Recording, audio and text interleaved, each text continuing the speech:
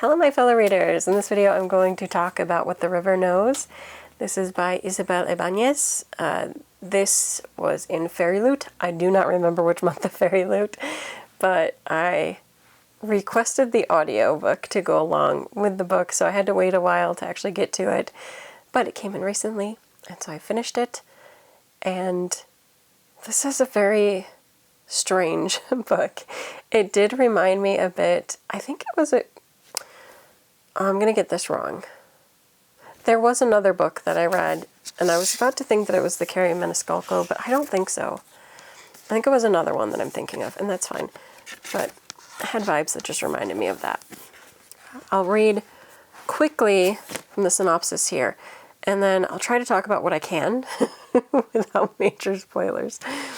In the glittering society of 19th century Buenos Aires, Inés Oliveira has everything except the one thing she really wants, her parents, who frequently leave her behind on their globe-trotting adventures.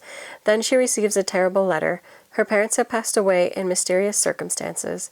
Determined to uncover the truth, she sets sail for their last port of call, Cairo, bringing only her sketch pad and an ancient ring that her father sent her for safekeeping.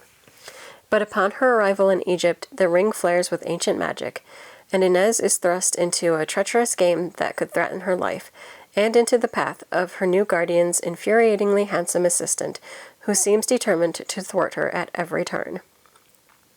I like that this is The Mummy Meets Death on the Nile in this lush historical fantasy set in 19th century Egypt, filled with adventure, a rivals to lovers romance, and a dangerous race. I don't know that I'd really call them rivals. I think they clash a lot, but I don't think it's really rivals. There's just a few things I want to get, one of which is like, what the heck was his name again? I am so bad. Wit? Is he Wit? Okay, that's a very simple name. I was like, I was imagining it was something else. Yeah, so in this one, Inez is living a semi-pampered life in Buenos Aires. She's more in the aristocratic society, and she's at the point where they would like her to get married, and they have the perfect, like, upper-class gentleman picked out for her to marry, because you don't get much of a say. And she, of course, doesn't know if this is really what she wants, but what she'd really like is her parents. Then she receives a letter from her uncle that says, your parents have gone missing and are presumed dead at this time because it's been so long since they went missing. I will give you an allowance, but I am in control of the funds until your 18th birthday, which I don't believe was that far off. Interesting. But, I mean, there's nothing else she could do. However, she's not really satisfied with everything, and she decides to escape and head off to Cairo. And I think the only person who was aware of this at the time was her cousin, I feel like. I can't remember all of the beginning part of the book, but I'm pretty sure she sort of, like, took off secretly, and, like, her cousin knew. But anyway, she runs off to Cairo and ends up meeting with her uncle and his, it's an apprentice. What is he? His assistant, who is Wit, who we don't know much about, other than he works for her uncle, and he always seems to turn up everywhere. You know that just has to happen because of the way the book has to go. So, of course, the two keep circling around each other throughout most of this book. They find themselves attracted to one another, but they're trying to, like, also stay away from one another, and it just becomes part of the whole narrative.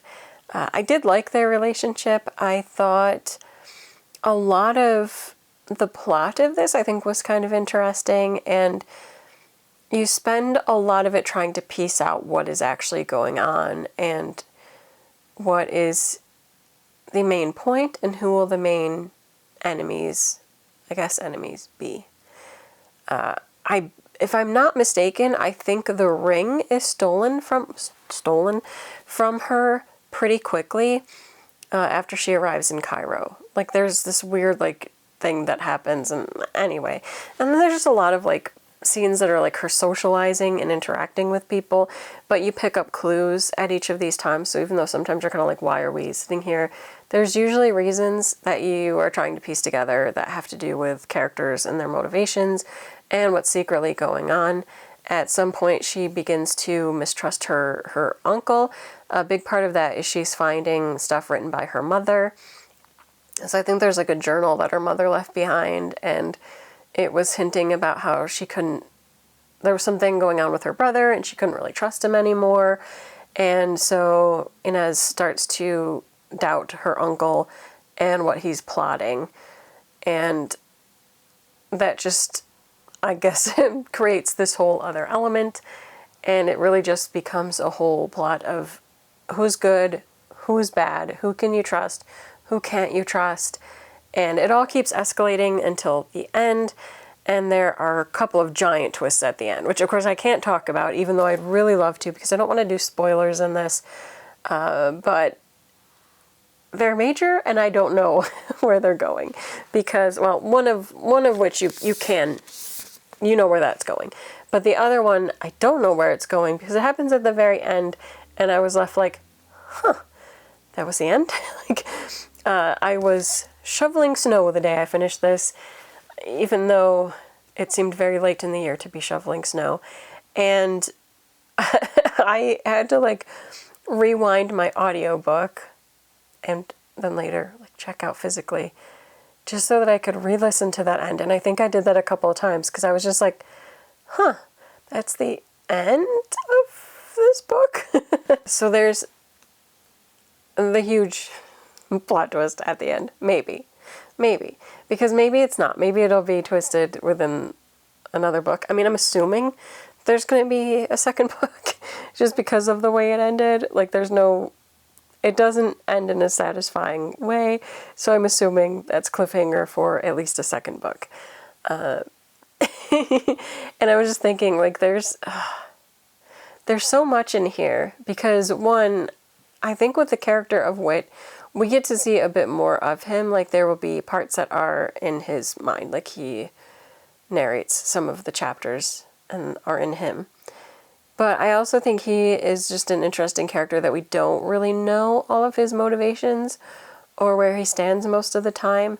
Like, even though we get into his head and we know he has certain feelings and emotions and goals and everything, at the same time, our times that are in his mind are so shortened. So, I don't know. I think it'll be interesting to see where the next book goes. Hopefully there is a next book. But they have an interesting dynamic. Just him and Inez are interesting. And there is a lot of play from her, especially as, like, they're getting a little flirty, maybe to put it mildly, because she sees him as somebody who is working for her uncle. So, of course, she doesn't mistrust him a lot. She doesn't trust him a lot of the time because she doesn't trust her uncle. But then also she doesn't not trust him because he always seems to save her. But then also she knows that societally she has a lot of expectations on her because she is more wealthy, and she doesn't think that Wit is on the same class as her. But then again, Wit doesn't share or tell her much, so there's a lot she doesn't know about Wit. And it does create like just an interesting thing where a lot of the times you're doubting everything that's happening and what character motivations are and where it will go, and then by the end it's still, you're not trusting character motivations or where the plot's going to go. So I did find this interesting. I liked it a lot. It's still not my favorite Fairy Loot book, which I will be reviewing soon, at least so far, because, I'm not done.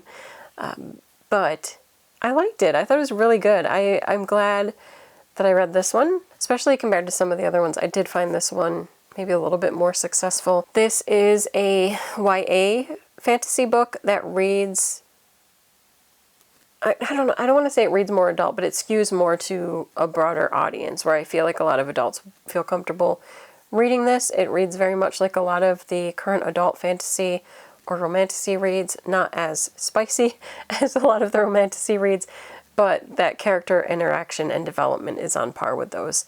And yeah, I don't know, for me, yes, this very successful. I liked this one a lot. And I look forward to seeing what happens in the next book, because that part did keep me on the edge of my seat, and I have to know where that's going. But I'm not going to give it away. So that is it for this video. Until next time, bye.